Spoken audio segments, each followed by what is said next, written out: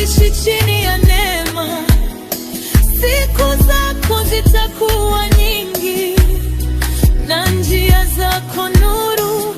Maisha yako yatakuwa ushuhuda, si kwa familia tu, lakini kwa kila anayesubiri na karibu kukaa